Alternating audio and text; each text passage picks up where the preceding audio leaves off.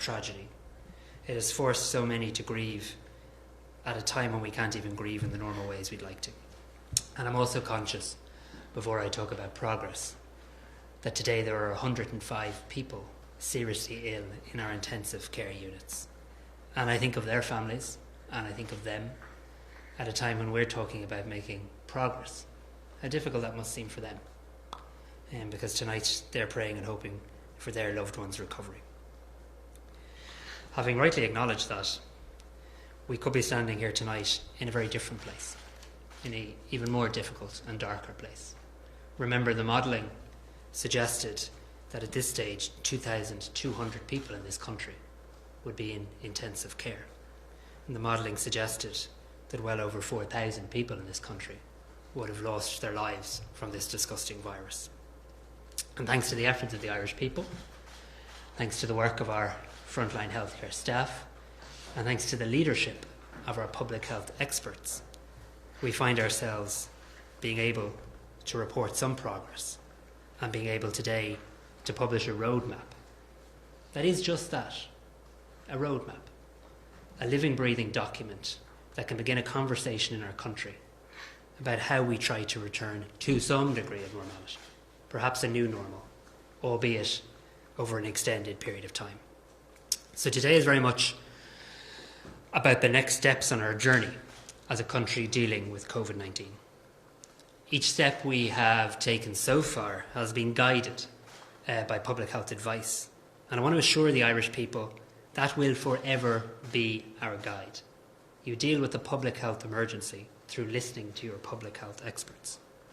The progress we've made so far in suppressing this virus has been down to our people embracing that advice, to stay safe and to protect one another. For weeks now, people have endured a curtailed life and have made massive sacrifices to deliver that progress. And they must know that their efforts are not in vain. We have seen how the curve has been flattened. We've seen how our health service has been protected so far from that fear of an unsustainable surge. We've seen, as I've said, so many lives saved, thousands of lives saved. The roadmap we're setting out now is about trying to strike a balance. We want to build on the progress whilst making sure we don't do anything to jeopardise that progress. After all that people have been through and are continuing to go through, no one wants us to go backwards. We know how we want to set about reopening our society and our economy, but timing is everything. If you get the time of this wrong, you risk lives and you risk people's health. If we move too soon, there's a real risk of failure. And that failure is not just a term. It's something that would have a devastating impact on many thousands of people across our country. So guided by the public health advice, we are, as the Taoiseach has announced, extending the current public health measures and restrictions here until the 18th of May. Notwithstanding the real national effort over the last number of weeks, our public health experts continue to have real concerns about the ongoing extent of this disease in the community, the specific burden being experienced in residential care settings, the number of people who are still in hospital and still in intensive care, the number of healthcare workers affected, and indeed, sadly, the number of deaths. We need the next 2 weeks to bring these numbers lower. These 2 weeks matter. If we get it right over the course of these 2 weeks, and I say we in the most collective sense possible, we can get off to a really good start with our roadmap. If we keep at it, if we get those numbers down, we give ourselves the very best chance of success in moving to the next phase. And this means, yes, we're still asking you to stay at home. We are recognising how hard that is and how long it's already been, and therefore expanding that 2 kilometre restriction for exercise to 5 kilometres. Whilst we continue to advise those over 70 and medically vulnerable people that the safest thing to do is stay at home, we're also advising that should they need exercise outdoors, there is an appropriate way to go about that and trying to provide some public health guidance in terms of how to do that safely. We know these are very, very minor easings of restrictions, but I do hope it gives people a chink of light, some hope that there is a plan forward. We all want to get back to a place where our country begins to come back to normal. A different normal, perhaps, a new normal. but a normal in which we can begin to see each other again. We can see our families, where we can get back to work, where we can get back to life. And we now know those next steps. And these are steps we'll take together. But I want to be clear. This roadmap is not my roadmap. It's not the roadmap owned by any one minister or the chief medical officer or any one department or any one government. It's a roadmap that needs to be owned by everybody in this country. It is a partnership with the people, because movement from one phase to the next is not guaranteed. And there's an awful lot we can and must do as a people to determine how we move forward. Each step will be decided by the rate of transmission of the virus, by the rate of hospitalisations and ICU admissions, and by whether we can shield and care for those in at-risk groups. And every 3 weeks or thereabouts, I'll receive advice from the National Public Health Emergency Team and report to government on the public health view as to whether it is now safe to move forward to the next phase. If we get this right, we can move from one phase to the next. But if we don't, we'll end up standing still or perhaps even having to move backwards. So this is your roadmap. There are things that you can do and that we need you to do. There are things you can do individually. There are things your family can do. All that you hear us talking about for so many weeks now matters now more than ever.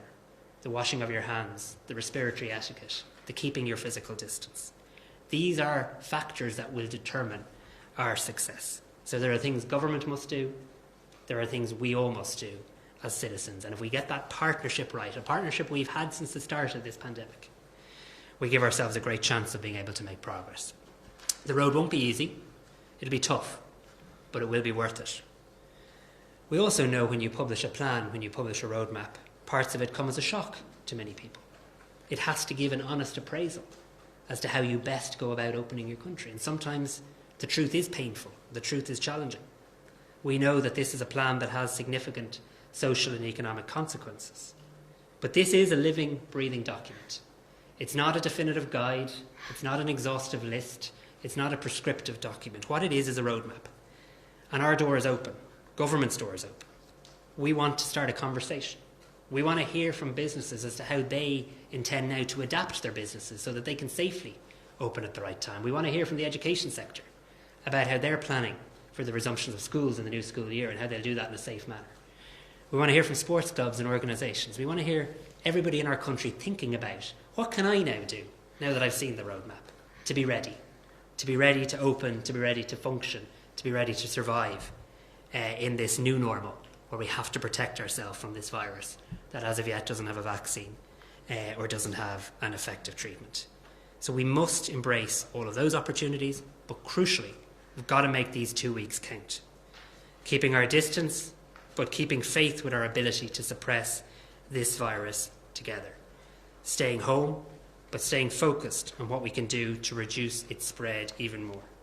It is tough, but I can hand on heart assure the Irish people the alternative is a hell of a lot worse.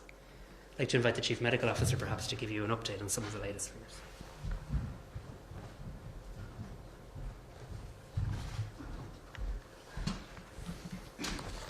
So, thank you, Minister. Just first to start briefly with some of today's data. As the Minister said, we've now had an additional 34 people who have been notified to us who have died in the last 24 hours. The notifications in the last 24 hours, bringing the total, as the Minister said, to 1,265. We've had an additional 221 cases of COVID-19 diagnosed here, bringing the total now to 20,833. That's 20833. In terms of a detailed breakdown of all of the incident cases notified to us as of midnight on Wednesday night of this week, the 29th of April, that was 20,510 cases, 20510. 58% of those are female and 42% male. Median age is 49. 13% have been hospitalised, a further slight drop. That's 2,768 cases. And of those hospitalised, 367 have been admitted to ICU, which is under 2%. We have seen 5,840 associated with healthcare workers. As you know, there was a meeting of the NEFIT this morning, and just to give you some of the reflections from that and some of the advice from NEFIT to the Minister and through the Minister to Government. It's been a relatively short period of time since our first notification at the end of February, just over 2 months ago. We've taken a number of steps over the course of that period of time to implement restrictions over the course of March. Those measures we've clearly seen have had an impact on transmission, and we've seen a reduction through the compliance and the hard work of the whole population in the reproductive number, which we aimed to get to slow the growth of this infection, and that is now consistently below the number of 1, and that gives us encouragement. We've made great progress, but notwithstanding those efforts, we can see and we continue through the National Public Health Emergency Team to express concern about the fact that we can see the ongoing extent of the disease in the community, the specific burden that we've seen in recent times shouldered by those living in residential care facilities, the occupancy levels in hospital, in particular in ICU settings, continuing at persistent levels, the transmission profile that we've seen among healthcare workers, and not least of which will be the burden of mortality, particularly in vulnerable groups. Some of the immediate data that we reflected on this morning, the number of confirmed cases at over 20,000 and an average of in excess of 400 notifications a day over the last 5 days of new cases. 740 people in hospital with confirmed COVID today. As the Minister said, slightly over 100 in critical care, with a further 20 patients suspected of COVID-19 in that critical care environment. We've seen 371 clusters reported in residential care facilities, and although that number is decreasing, and the rate of increase, if you like, is decreasing, we've seen a number of cases, almost 5,000 associated with residential care facilities, almost 4,000 of which are in nursing homes, with an average of nearly 200 cases notified per day over the last 5 days arising from that particular sector. And we've seen almost 6,000 healthcare worker incidents, about 28% of the total number of cases. And as we've said, in excess of, at least as of yesterday, 1,232 mortality notifications, and across all of that data giving us cause for concern. We also considered the most recent ECDC advice in terms of the impact on populations across Europe, its recommendations on measures that should be taken as one approaches easing of restrictions, and the risks that might arise were we to move too early or too quickly. We reflected on some of the actions that have been taken across other countries. And with all of those reflections, we concluded that the current public health measures that are in place should be extended for the period that has been already identified and agreed and approved by government up to an almost 2-week period, Sunday the 17th of May 2020, and that we'll keep that situation under review as we always do in the intervening time period. We're conscious of the impact these measures have on people, and as we considered, if you like, that impact and the introduction of the tiered measures that we introduced in the course of the month of March, perhaps some are blunt instruments, and we looked to see could we refine some of those measures without increasing the public health risk in order to make things a little easier for people. And some of the measures that you've seen that government has approved, the expansion of the 2-kilometre stay-at-home restriction for exercise purposes to an area of 5 kilometres, the recommendations in relation to people who have been asked to cocoon, to ask them to continue to stay at home. That's still where we think it's safest, but to recognise that in getting out for some exercise, that there are ways in which they can protect themselves from being infected. And we set out some of that, and we thought that that might make things a little easier for people.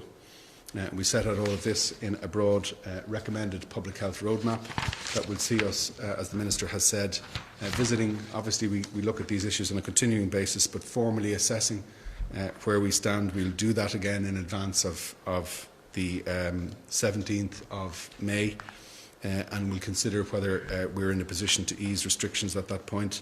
If we continue the progress that we're making, and although we're not at the level we'd like to be, we have a high degree of confidence that we will be in a position at this point in time, but we will obviously keep that under continuing review. If we introduce easings of restrictions, we think it's important to leave a 3-week interval to observe whether or not any change in the pattern of disease transmission beyond what we might have expected or anticipated has taken place before we recommend moving on to another set of measures. As the Taoiseach, I think, said earlier this evening, we certainly hope to be in a situation that each 3 weeks interval will allow us, by virtue of us seeing that we have managed to maintain control of the disease, to take further steps to ease some of the measures that are in place. That's certainly our hope. That's certainly our intention. We'll continue to visit that over the course of the next number of weeks and months through the work of the National Public Health Emergency Team. So I think we're happy now to take any questions that you might have. Zara King, Virgin Media News. Just looking for a little bit of clarity in relation to visiting family. Just taking a look in relation to, say if your parents or family member lives more than 20 kilometres away, are you allowed to see them in phase 2 as a social visit, or will you have to wait until phase 4? Sure. So, Zara, just direct me to where you're... I'm actually not sure which page this Page is. 6, I think, of the roadmap. Page. So there's sort of a page here where it's saying small groups can meet outdoors, so up to 4 people, not at the same household can meet outdoors while maintaining a strict social distance. Then it says social visits continue to avoid non-essential social visits. That's for phase 2. Sorry, so in relation to if you wanted to visit family outside of 20 kilometres, then would we have to wait till phase 4 for that? So this would be the broad risk-based assessment to that. So if you like, the measures that we introduce or that we recommend from a risk-based point of view, the ones that are of lowest risk we take first. And as you step through it, then things of greater risk. What you need to see is those two, both the distance, which is currently now at 5, and the recommendation in terms of interfacing with people before we get to that point. So it's difficult to predict that that's exactly where we'll be at that point. That's where we'd hope to be in a situation that will make it as easy as possible for people to begin to interact with other people who are not of their household, and at the same time to be able to introduce easing in terms of the distance, the 5 kilometre distance that we've now extended to. Can I maybe just add to that? I think when we're reading this document, I think it's really important, and I direct the public to this as well, that they read page 5 of the document. I suppose the point I'm trying to make in my opening comments, this is a framework document, and what we're doing is setting out a range of indicative measures. It should be seen as a flexible menu of options, and each of these phases will be considered well in advance of us getting there. So you've got to remember there is now a period of 2 weeks before we reach the first phase. There will then be a period of 3 weeks and a period of 3 weeks. We'll be continuing through the work of the Chief Medical Officer and the NPHET to monitor very closely the suppression of this virus. If it's possible to move more quickly, of course we will. Sadly, if we need to move more slowly, of course we will as well. So at the moment, the document clearly sets out that you need to stay at home, but exercise up to 5 kilometres. Then the 5 kilometres expands to 20, so you can only go within the 20 kilometres and then further on. But these are things that will be kept under review. So I don't want people to read this document and think, this document doesn't say something about this, or is there a better way we could do that? Because the answer is possibly yes.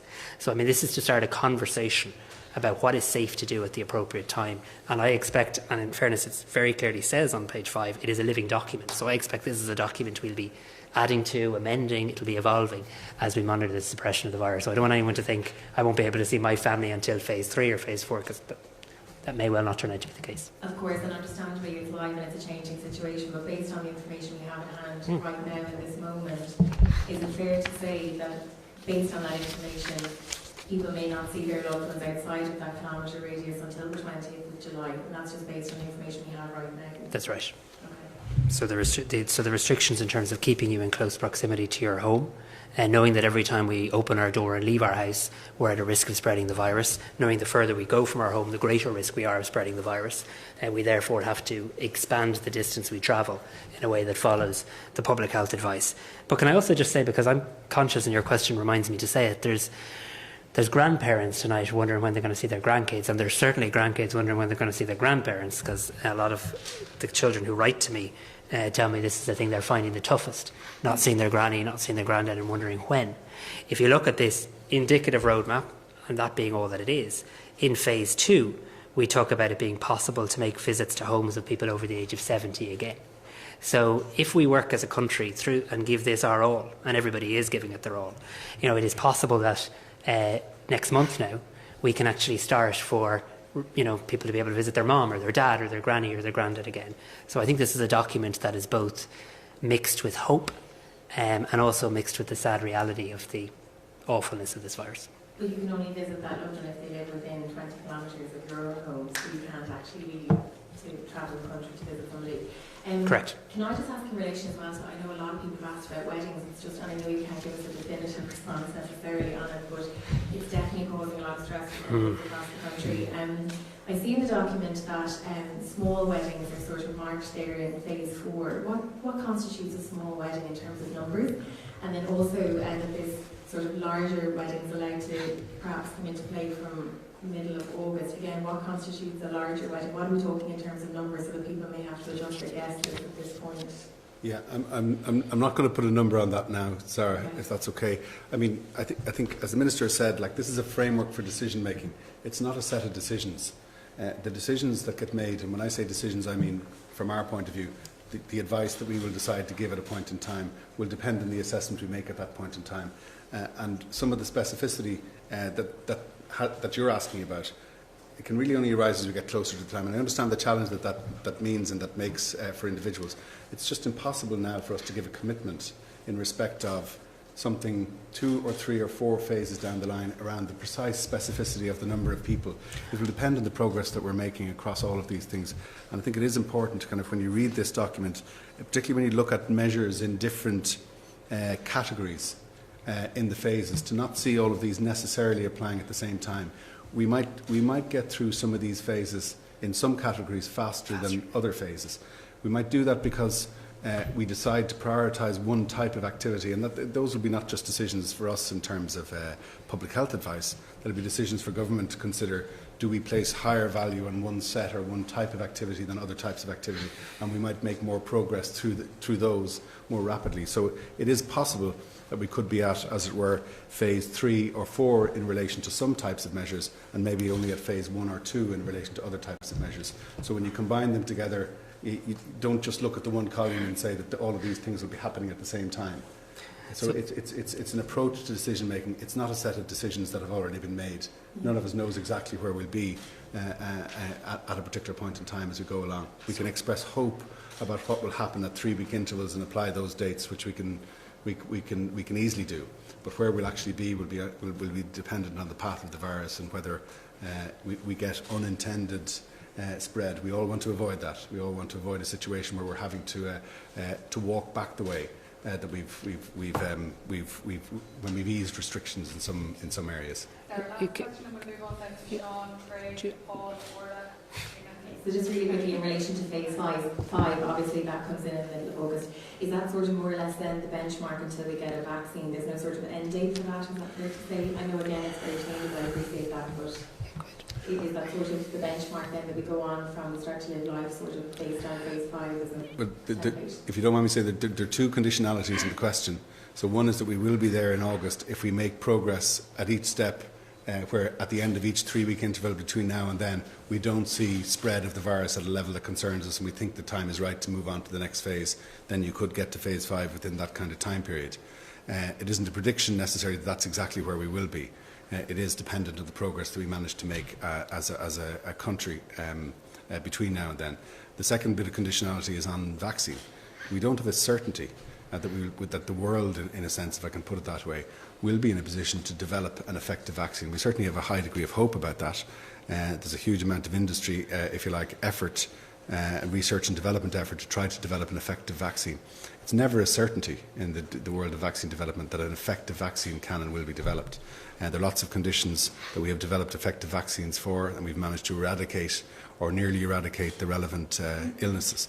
But that's not the case for every viral illness, and if you think across the world of viruses, there are viral infections for which we don't have, as yet, well-developed and effective vaccines. And certainly our hope will be that we develop an effective vaccine that can confer lasting and effective immunity.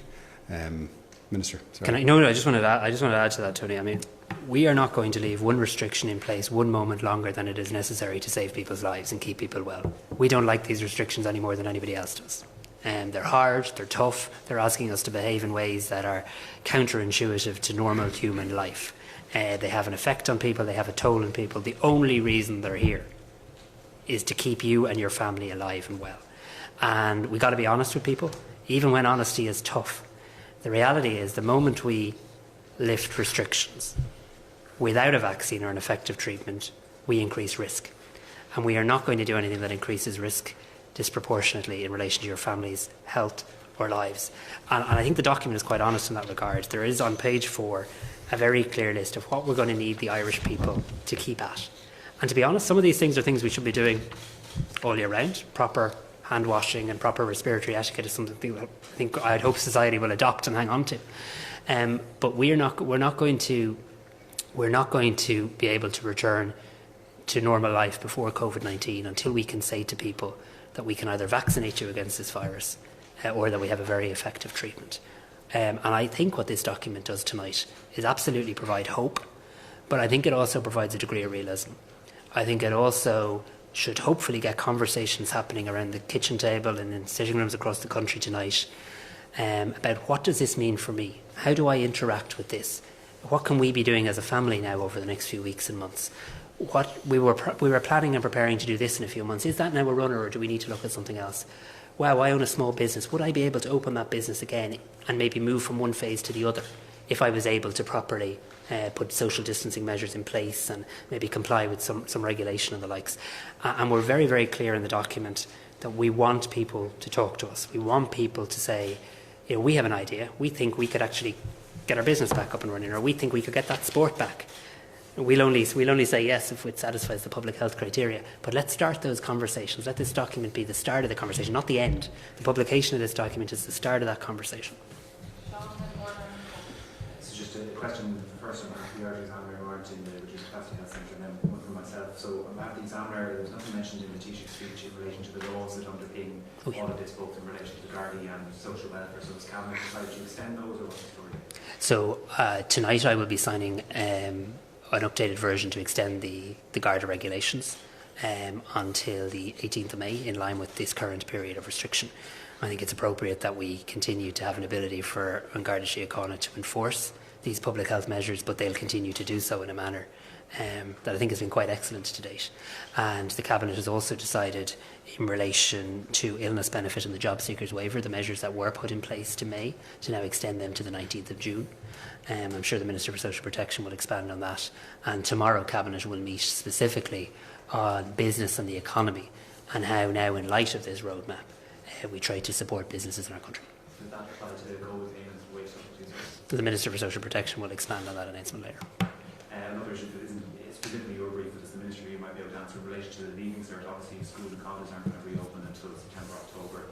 Is that still planning to go ahead on July 29th? And is it just an acceptance that there won't be any return to school between the exams and now?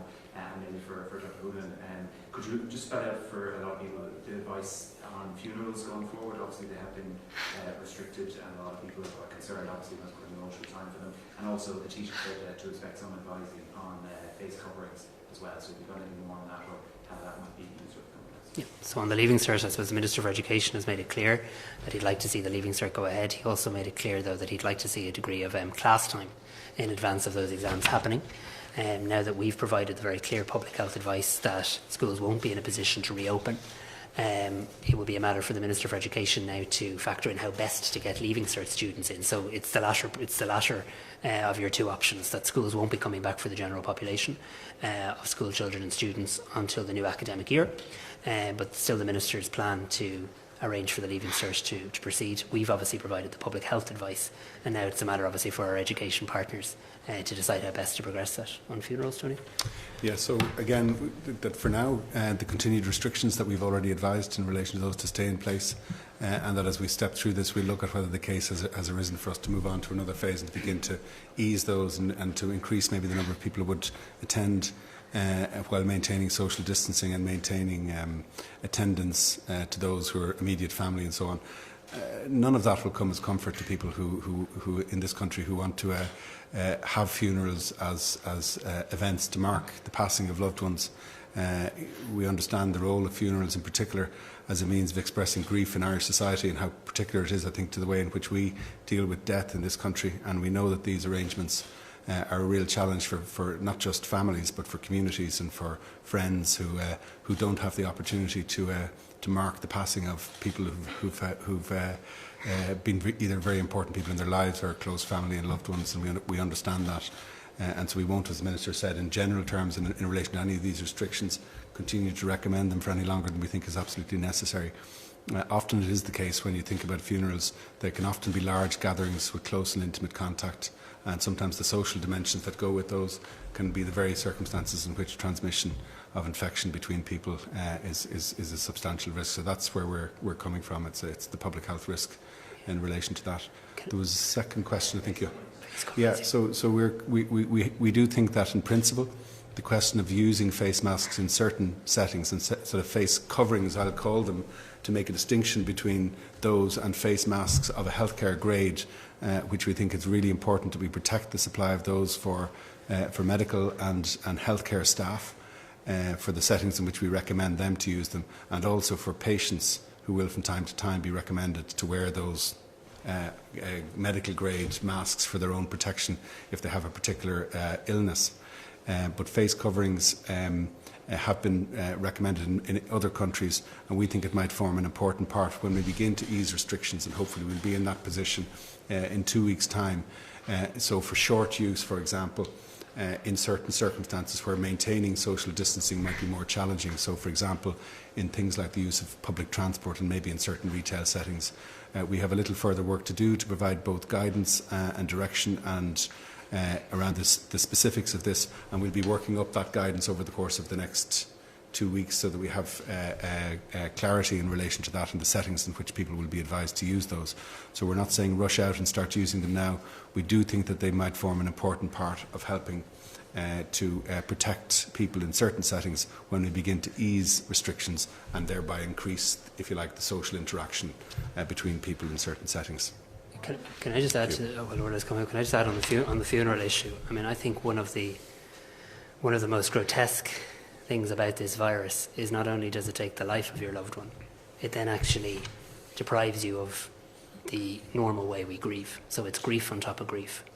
And I think the Taoiseach talked this evening about we're going to have to consider as a country how we recognise that individual and collective grief that families in our country are feeling right now, that the over 1,200 people who've already died of COVID-19. If you go onto rip.ie and you see, funeral will be held in private, funeral will be streamed. I mean, people are being deprived for very sound public health reasons because we have to protect our population, but the normal way of grieving. So I think we're going to have to, when we get through this pandemic, come up with a way of ensuring we can properly grieve the people whose lives have been lost, because they're not statistics that we just announce every evening, and we need to think of a way of supporting those families at a time that it's safe to do so.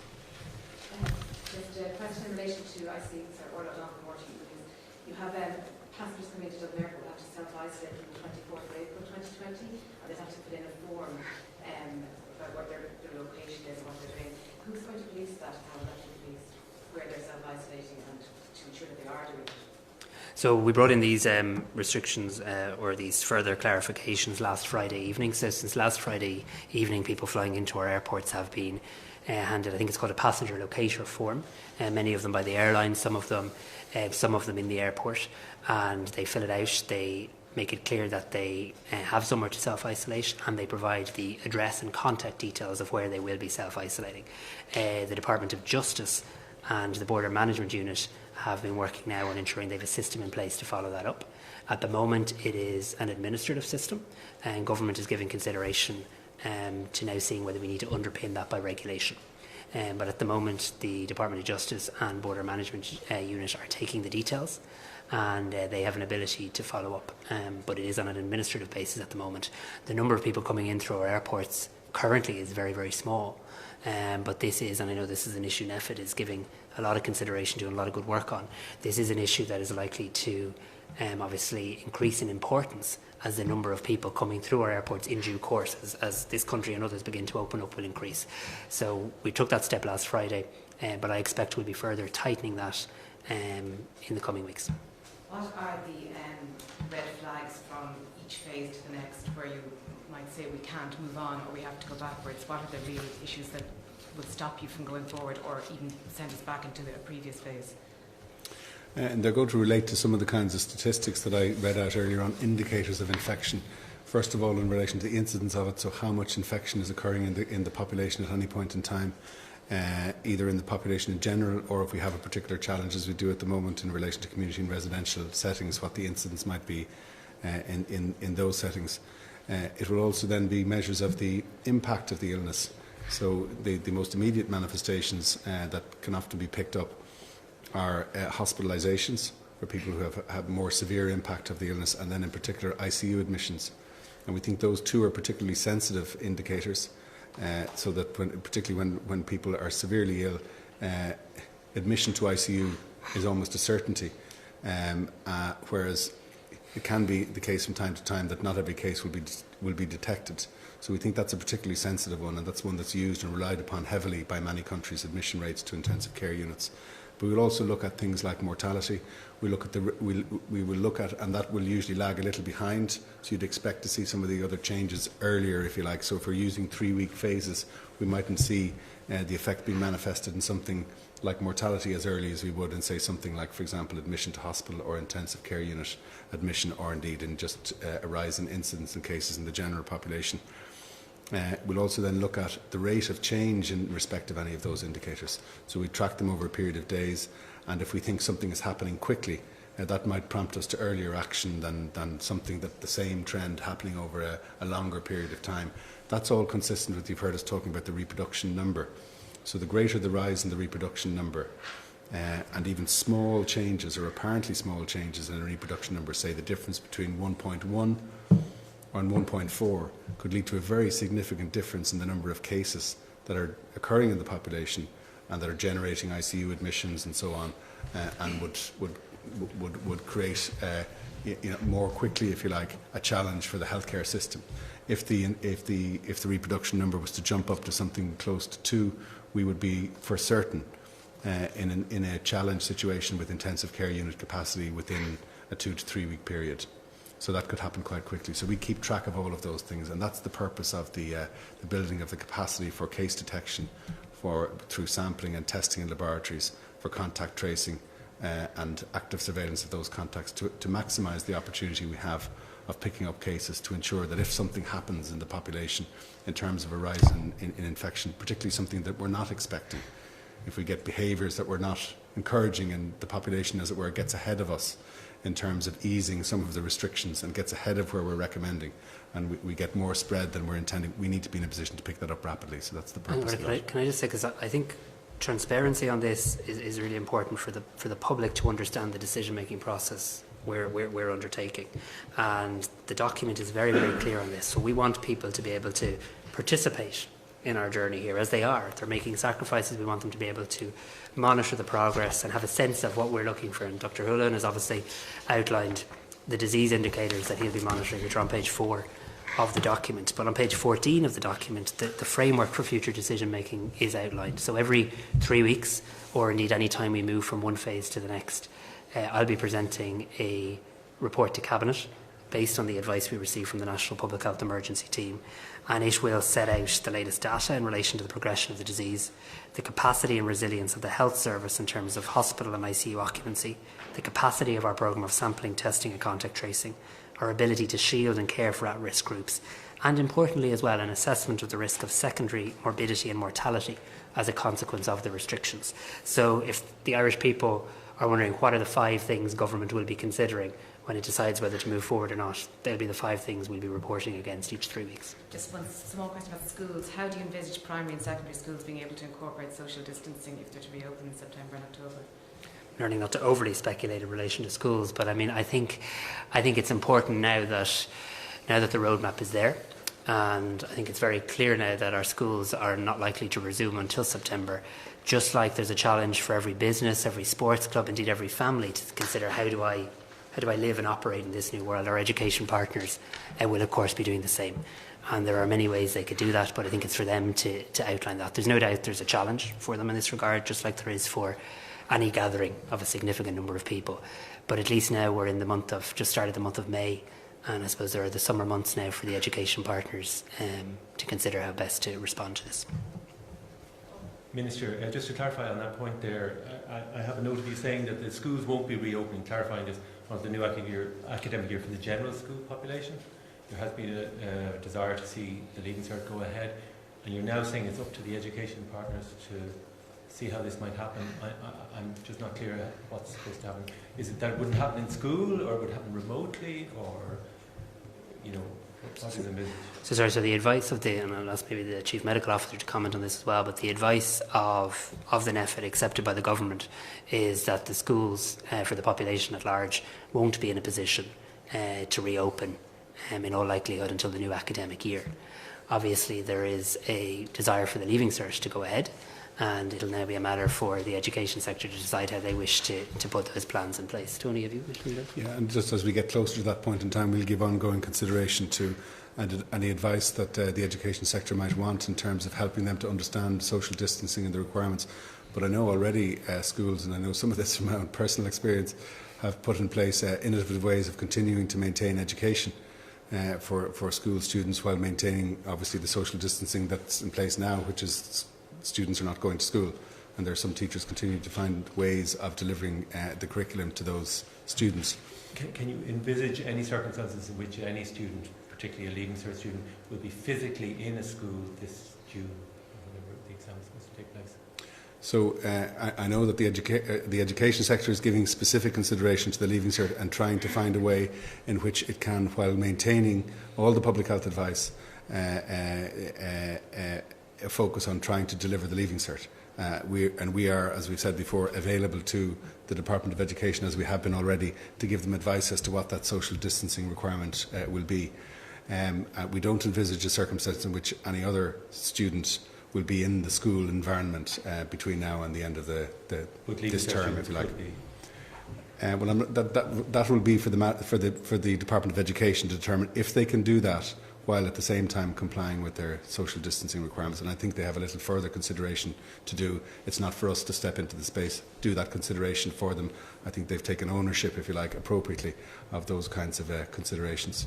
And can I just ask the Minister quickly, has the government implemented the recommendations of NPHET today without any tweaking or variation, or if there was, what did you change?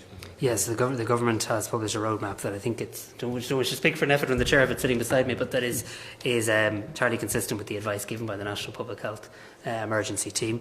I think the document is very clear in that regard. I'm very pleased as the Health Minister that the document is public health led. So yes, we've accepted the recommendations of NPHET in full, as I always do, and the document today, I think it's fair to say, is consistent with your advice. Yes. Fully. There's no tweaks or changes made in Cabinet. Okay, is the yes or no? No, sorry, a Cabinet to the document, no. Okay. And just, I know there is a section about All Ireland considerations. It's fairly general. Has the plan been All Ireland approved? Has it been shared with the authorities up the north? Because they're going to develop their own plan. What coordination is there?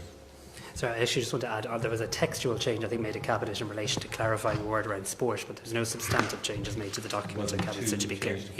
No, we didn't change 2 to 5 or anything like that, so just to clarify. So there was no substantive changes made to the document. Look, in relation to an all-island approach, I think the Chief Medical Officer and I both be obviously of the view, because it's a statement of fact, that from an epidemiological point of view, it makes sense for the island of Ireland to be as closely aligned as possible as we can in relation to this. Yesterday, myself and the Taoiseach partook in a meeting of, they call it a quad, a meeting of the Secretary of State for Northern Ireland, the Taoiseach, the First Minister, Deputy First Minister of Northern Ireland, my counterpart in the North, and myself, where we committed to continuing to share information. I had a further meeting last night with the Northern Ireland Minister for Health too. My understanding, and it's not to speak for the North, is that they're obviously in a position of, they'll be drawing up their own plans, and we'll be continuing at CMO level to keep in very close contact with them. I'd certainly like to see as close an alignment as possible. And let me be very clear on this, not for any political reasons in relation to Northern politics, but purely from a public health point of view. This virus doesn't differentiate between jurisdictions, nor does it care about political tradition. What it does do is spread and spread in a very virulent way and make an awful lot of people sick and take an awful lot of lives. So the closer we can cooperate, the better. An excellent relationship with Minister Robin Swan, the two CMOs working very closely together, and we'll continue that engagement in the coming days. And just finally, for Tony, why are we still getting, I know I've asked in the other place, why are we still getting 200 cases a day in the community? And why don't you tell us more about where they are happening so people can alter their activity if necessary, or be aware to alert to the dangers? Well, we're giving you as much information as we have, Paul, in relation to that. And many of these cases that are being identified from the community, the individual cases, we're not able to identify the source of infection and whether it was contact with a confirmed case in a particular setting. We know that there are cases occurring in relation to community and residential facilities. We're finding those cases. We're able to account for where the exposures have taken place. But there is a category of infection that is occurring in the population where we're not able to account for the exposure, so-called community transmission.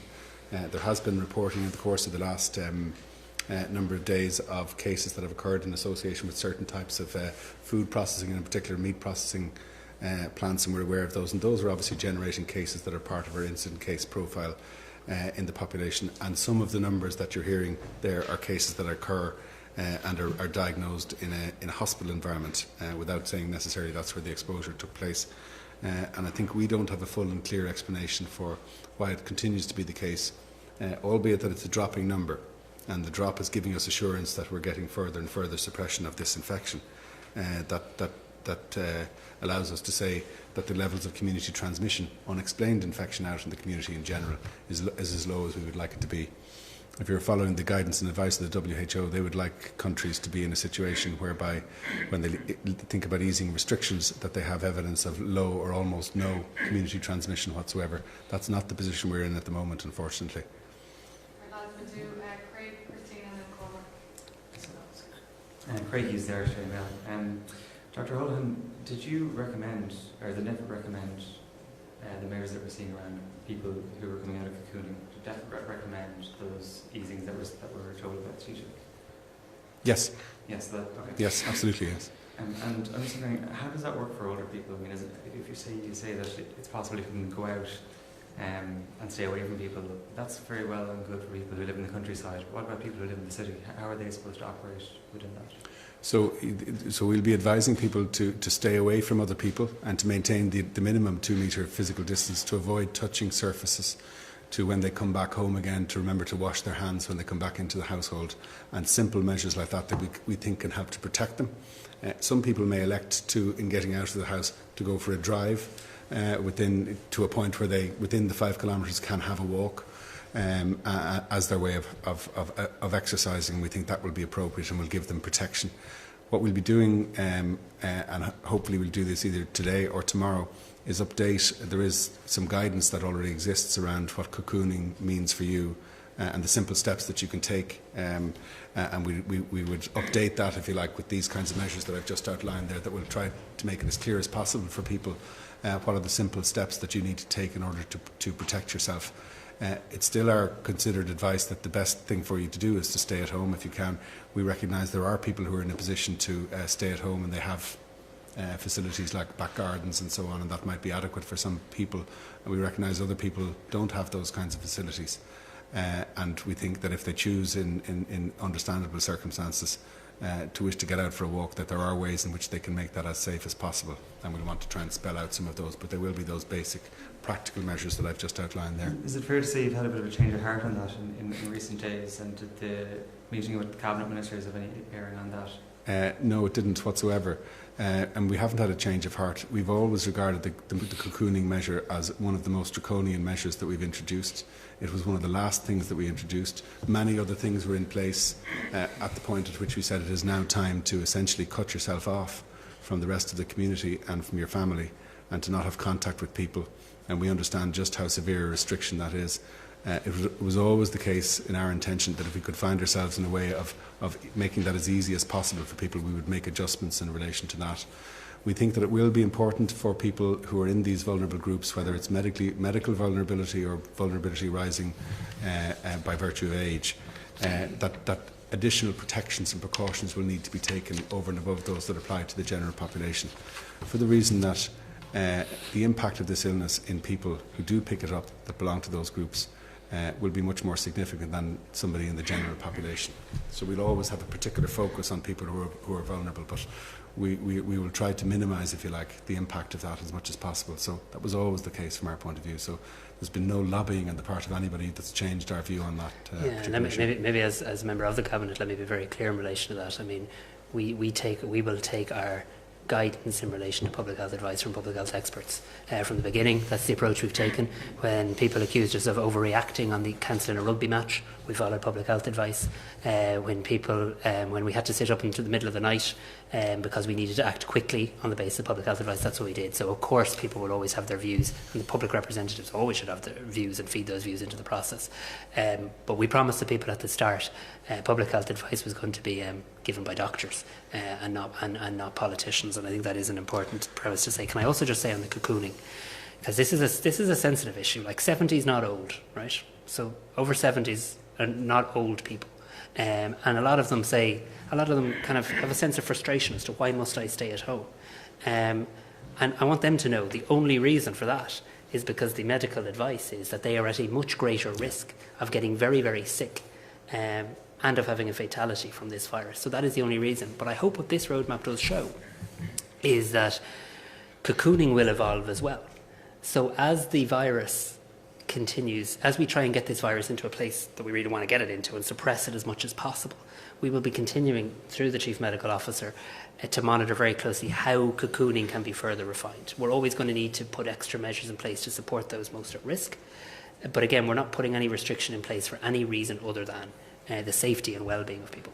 And just finally, testing has obviously been a really big issue, as we mentioned quite heavily in the Dáil yesterday as well.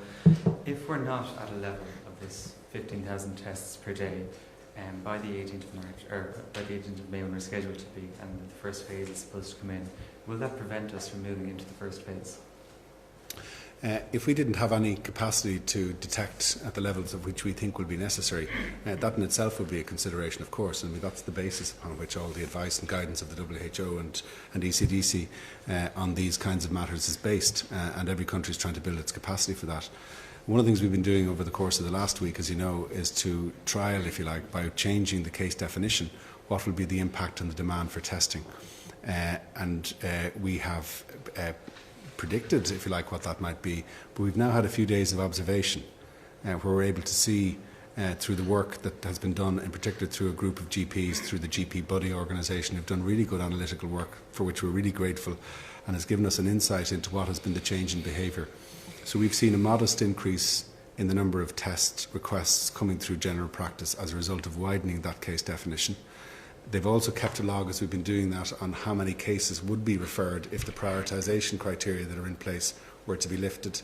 And the total effect of the two of those looks like it might about double the number of requests coming through general practice, which we think is well within the capacity available within the HSE, which at the moment is appropriately directed towards the increased schedule of testing that's taking place through the nursing home sector. But that will, the HSE will get through that. And we think that capacity will be sufficient based on what we've actually observed. So all of the projections in terms of requirements are based on what we think we might need, and they're kind of, if you like, we're going with high estimates because we want to be sure that we don't find ourselves in a situation where we need more than we have available. So are you the evidence. Are you saying that figure of 15,000 could be wound back? That estimate could be wound back because that's currently the agency you're saying is that's still the target. And that's still the target that we think we need to put us in a situation whereby we're able to detect cases that would occur up to a certain incidence in the population. We're at a level of low incidence in the population at the moment.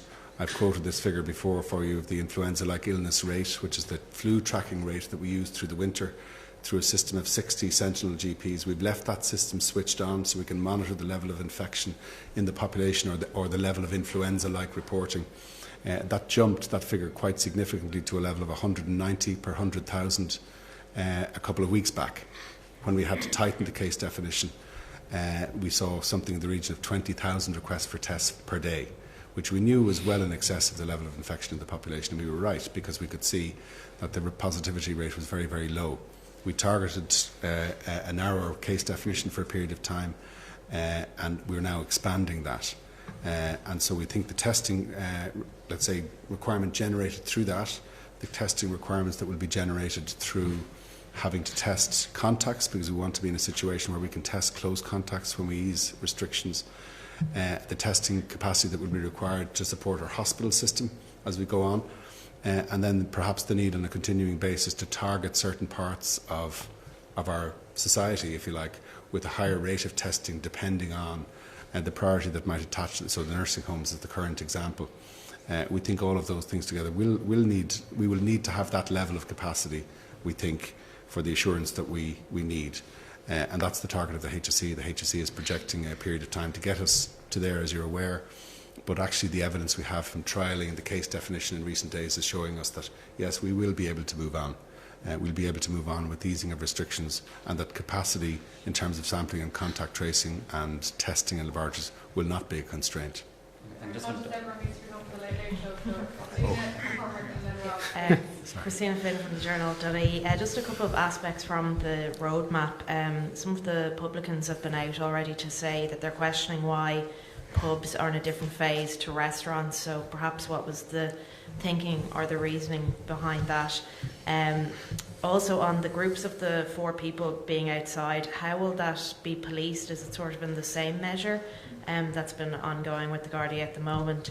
And on sports, that's in phase 3 behind closed doors, there's a mention of that, as long as social distancing is adhered to. What sort of sports are we talking about, and is that obviously going to be a big issue in terms of maintaining those distances? Can I say something on each of them, and maybe the Chief Medical Officer might want to comment? In relation to pubs, I mean, let's be very clear. The name of the industry is not the challenge here. The challenge is, can you successfully and safely operate your business whilst complying with the physical distancing requirements from a public health perspective? And the document is very clear that government is willing and up for talking to anybody in any business in terms of having a conversation about what that actually means. And I think we should do that, and I think we should do it in that respectful, direct way. Publicans indeed came to government, as you'll remember, and said, look, we can't safely socially distance, therefore we're going to close down. And you'll remember I made an announcement with the vintners on a Sunday evening back a number of weeks ago. So they themselves came to government and said we couldn't socially distance and comply with public health guidance.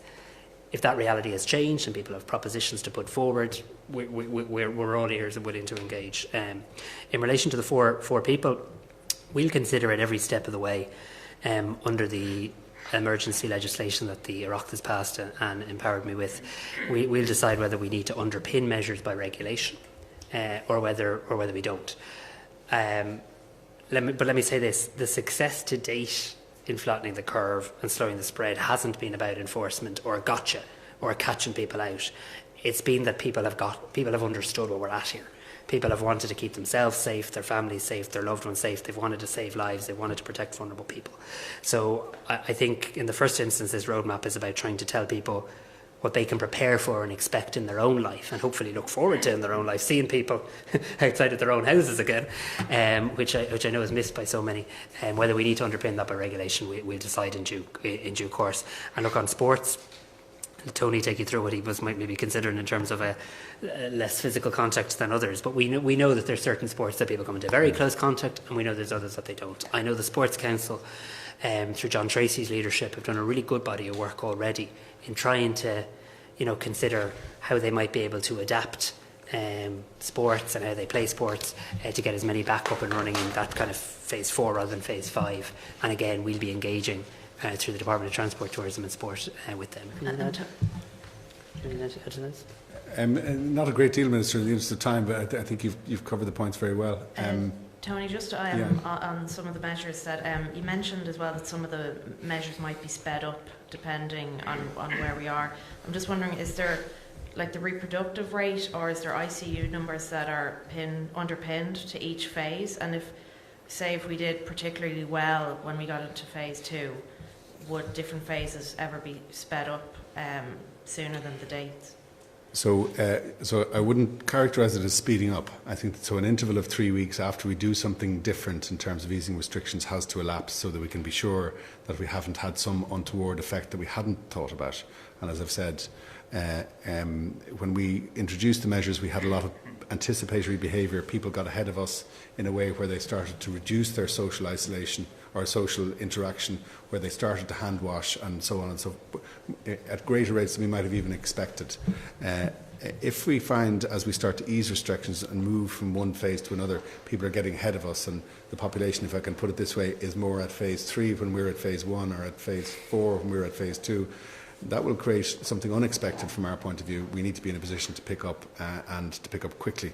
That's why we think we need to leave an interval of 3 weeks. So we can't, in a sense, get any faster than that, we think, at this moment in time. What I was pointing to is that it might be the case that some of the measures and some of the phases, you would get through those faster, because you would prioritise those and say, well, because we're not necessarily going to take every step in the initial phase all at the same time.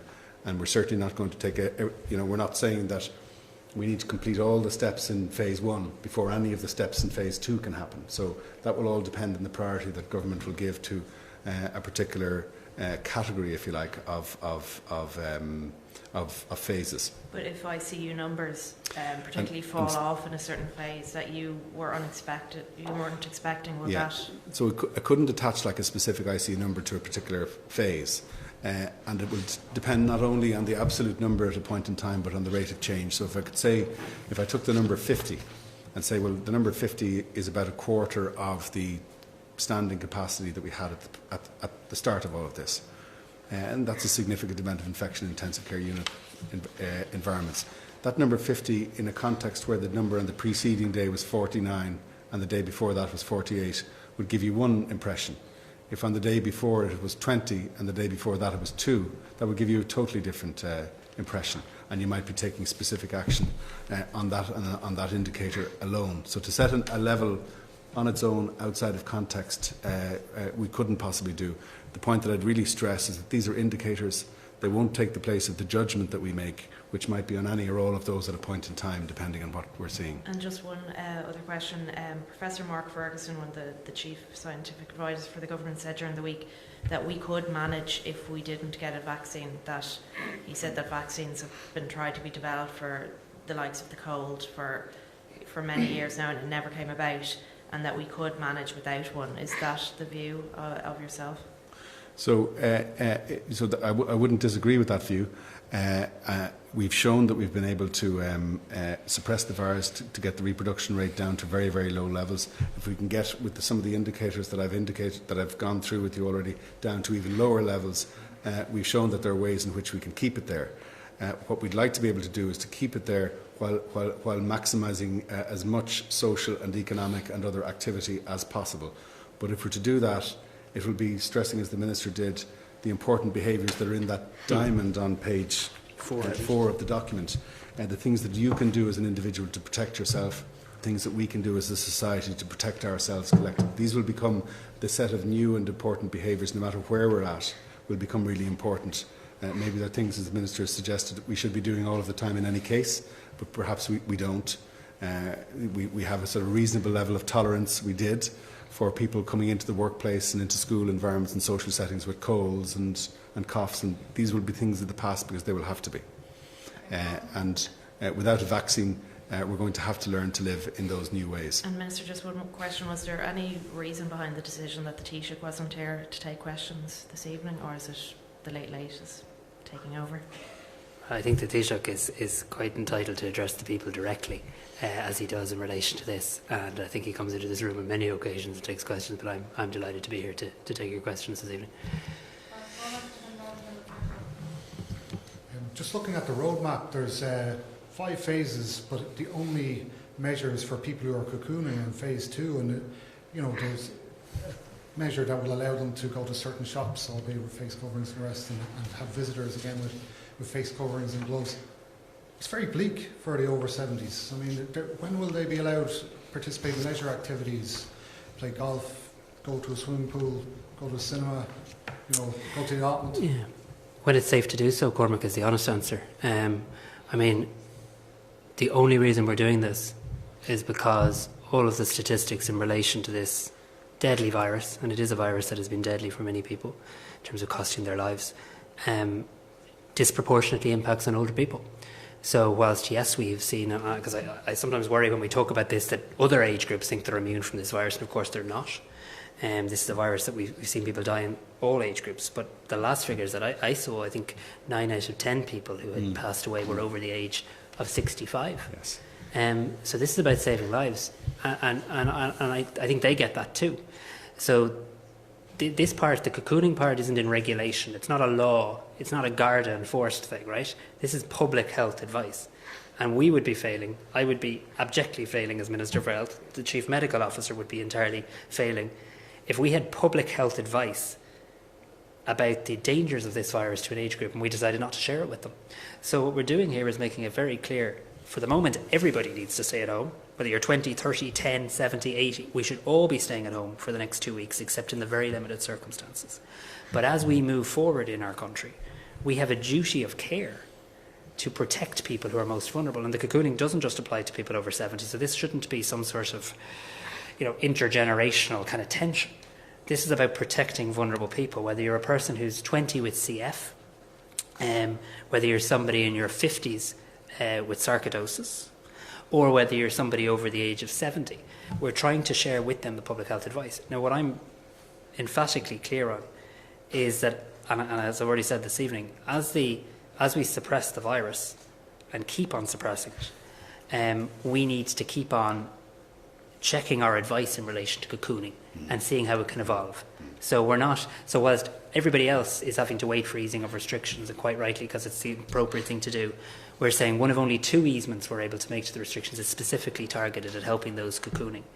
We're then saying in phase 2, looking at how we can help people over the age of 70 and with medical vulnerabilities, how we can enable them to go shopping again, and also how we can enable people to visit their homes again as well, in the hope that many people might be able to see their grandkids or their kids again as well.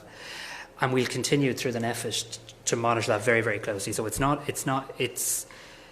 there's no point lying to people that are being dishonest. This is a virus that is deadly in its impact, and is particularly deadly in its impact when it comes to older people. I suppose what I'm wondering is, can you offer them any degree of hope that there might be an end in sight to these really draconian, as you were describing, restrictions? So I actually think there's a challenge for those of us, and sorry, Tony Mish to speak on this. I actually think there's an onus on those of us who are under the age of 70 and those of us who are not medically vulnerable to do everything we possibly can to suppress this virus, because the more we can suppress the virus in our country, the more we can reduce our case numbers, the more we can ensure adequate hospital capacity, beef up our testing, the more, I think, scope it gives NPHET and the Chief Medical Officer to continue to monitor cocooning and how best to do it. Like cocooning, it's never a term I'm particularly comfortable with, but it's effectively about protecting vulnerable people in society from a very dangerous virus.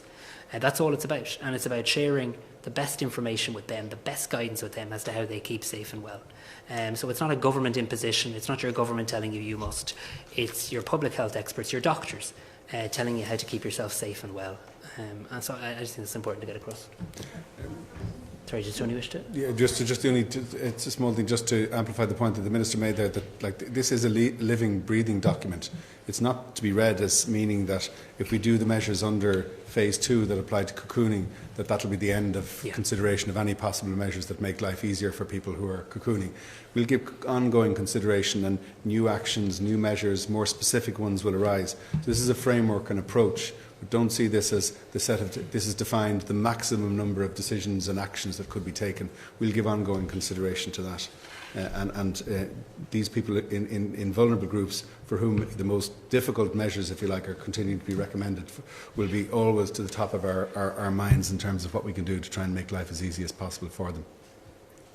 Rob O'Hanrahan, Joe.ie. Can I just ask, there's a line on page 4 of the document that says, ideally a whole-of-country approach, but potentially a differentiated geographical approach, depending on circumstances. Does that mean that, say, for example, we've had a high incidence of COVID-19 in Dublin, is there potential that, if that wasn't a decrease along lines that you would like to see, that Dublin may be at a different phase in other parts of the country, as example? It's just to provide for that possibility, and I was asked that question on a couple of occasions over the course of this week. So that is a possibility, I guess, technically, more than our level of expectation that we'll be in that situation is not high.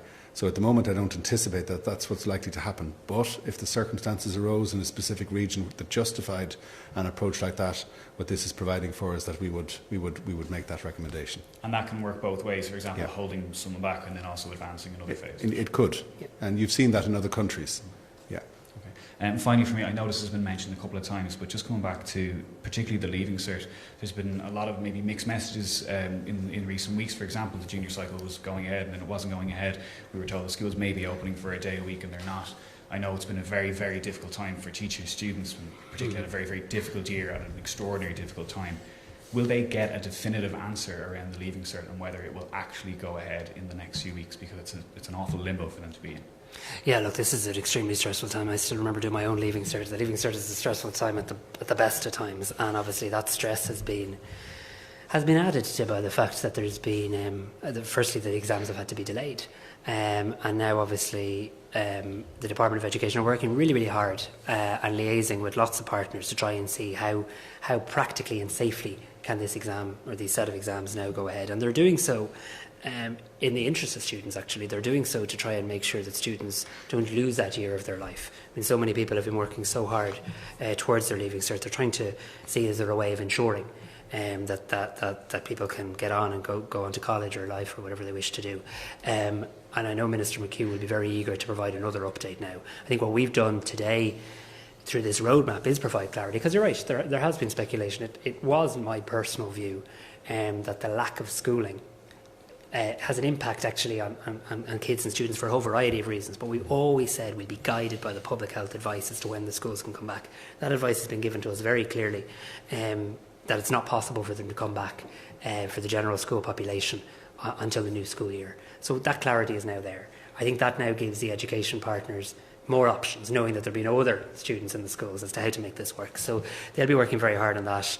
Joe McHugh will provide another update shortly, and on top of that, we've also set up a dedicated part of the government's COVID website specifically for secondary school students doing the Leaving Cert, trying to provide them with tips, advice and the most up-to-date information. So Minister McHugh is obviously leading on this, and he'll update again very shortly on it. Thank you. Thanks everybody. Good night.